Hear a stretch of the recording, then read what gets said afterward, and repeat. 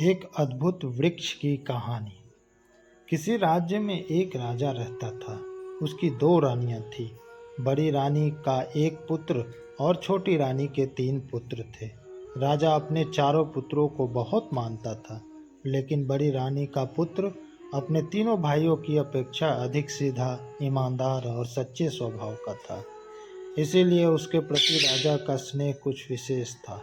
तीनों भाई इसी कारण उससे ईर्ष्या करते थे। एक रात राजा ने एक अद्भुत स्वप्न देखा। स्वप्न में उसने एक पेड़ को विचित्र ढंग से उगते, बढ़ते और बड़े पेड़ का आकार लेते देखा। पेड़ की जड़ और उसका तना चांदी के थे, सारी शाखाएं सोने की थी, सारे पत्ते हीरों से जड़े थे और फलों की जगह मोतियों के गुच्छे लटके रहे थे। पेड़ पर एक सुंदर तोता बैठा था। तोता जब प्रसन्न होता तो पेड़ खिलखिला रहता था। तोते के उदास होते ही पेड़ भी मुरझा जाता। राजा को उस पेड़ ने कुछ इस तरह से आकृष्ट कर लिया कि अगले दिन प्रातः काल उसने अपने चारों पुत्रों को बुलवाया और उस अद्भुत लुभावने वृक्ष के विषय में बताते हुए कहा, तुम में से जो राजकुमार वैसा वृक्ष ला सकेगा उसे मैं अपना उत्तराधिकारी बनाऊंगा। इस काम के लिए उसने राजकुमारों को 2 वर्ष का समय दिया। छोटी रानी के तीनों राजकुमारों ने राजा से बहुत सारा धन लिया और वृक्ष की खोज में निकल पड़े। चलते चलते उन्हें एक ऐसा नगर मिला जहां सोने चांदी का काम करने वाले बहुत सारे कारीगर रहते थे। वे तीनों वहीं ठहर गए और कारीगरों से सोने चांदी का पेड़ बनवाने में लग गए। पिता से कुछ पैसे लेकर बड़ा राजकुमार भी भाइयों के पीछे पीछे आ रहा था। तीनों राजकुमारों ने मौका देखकर उसे कुएं में ढकेल दिया। संयोगवश एक चरवाहा पानी पीने के लिए वहां रुका। उसने कुएं में रस्सी डालकर राजकुमार को निकाला। राजकुमार ने उसका धन्यवाद किया और अपने भाइयों की करतूत बताई। उसने अपने पिता के विचित्र स्वप्न के विषय में भी बताया। चरवाहे को राजकुमार से सहानुभूति हो रही थी। उसने बताया, यहाँ से कुछ दूर आगे एक जंगल है। वहाँ एक साधु 6 महीने से समाधि में लीन है। उनकी समाधि अब टूटने वाली है। तुम उनके पास जाओ, शायद वे उस पेड़ के विषय में कुछ बता सके। कई दिनों तक चलने के बाद राजकुमार जंगल में साधु के पास पहुंचा। बहुत दिनों से समाधि में लीन रहने के कारण उनके चारों ओर घास फूस का जंगल बन गया था। राजकुमार ने चारों ओर साफ सफाई की और प्रतीक्षा करने लगा। साधु की समाधि टूटी। वे राजकुमार की सेवा से बहुत प्रसन्न हुए और उसे एक वरदान मांगने के लिए कहा। राजकुमार ने सोने चांदी वाले वृक्ष की मांग कर दी। साधु लज्जित होते हुए बोले, यह तो मेरे वश में नहीं है। आगे दूसरे जंगल में मेरे गुरु हैं, वे शायद तुम्हारी सहायता करें। राजकुमार लंबी यात्रा के बाद दूसरे साधु के पास पहुंचा। वे 1 साल तक सोते थे। राजकुमार उनकी सेवा करता रहा।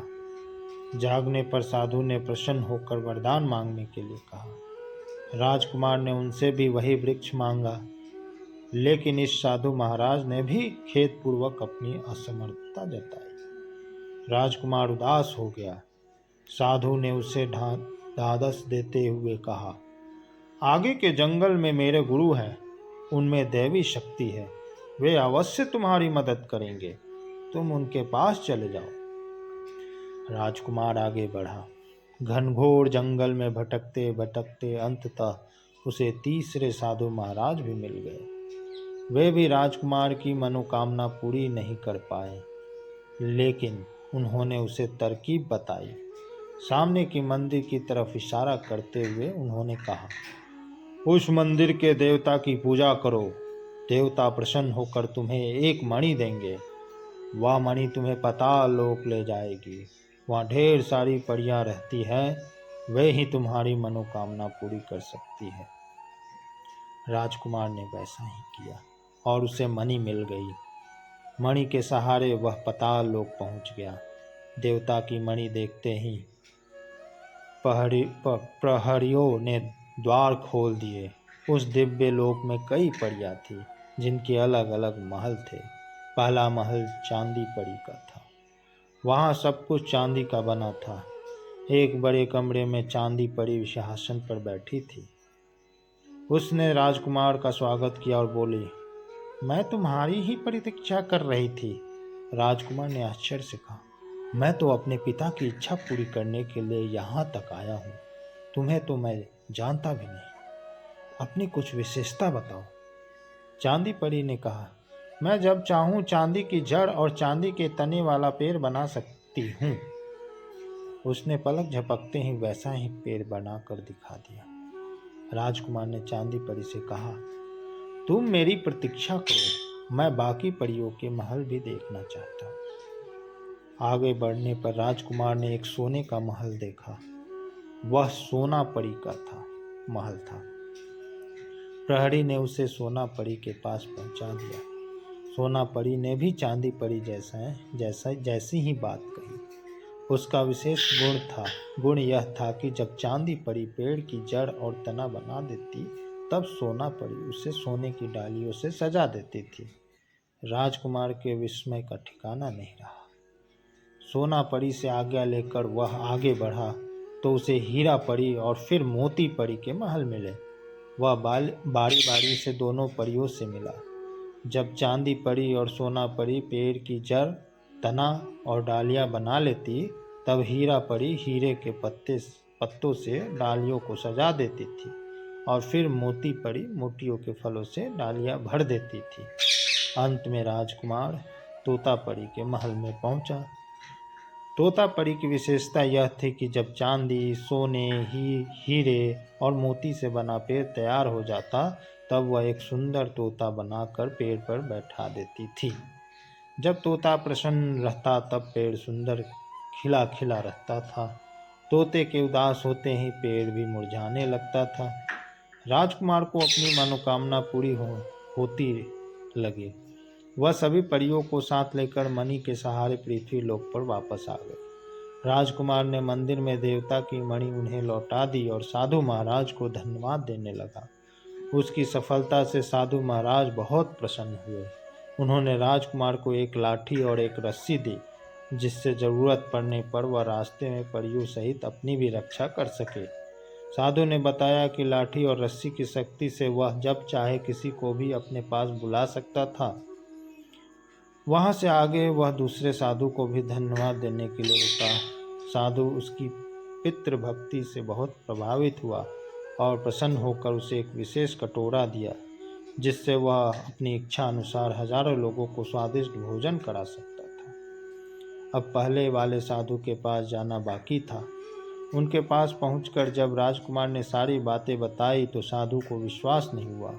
उन्होंने सोने चांदी का बना पेड़ देखने की इच्छा जताई। राजकुमार के परियों से कहने भर की देरी थी और पेड़ बनकर तैयार था। साधु की आंखें चकाचौंध हो गई। उसके मन में लालच उत्पन्न हो गया।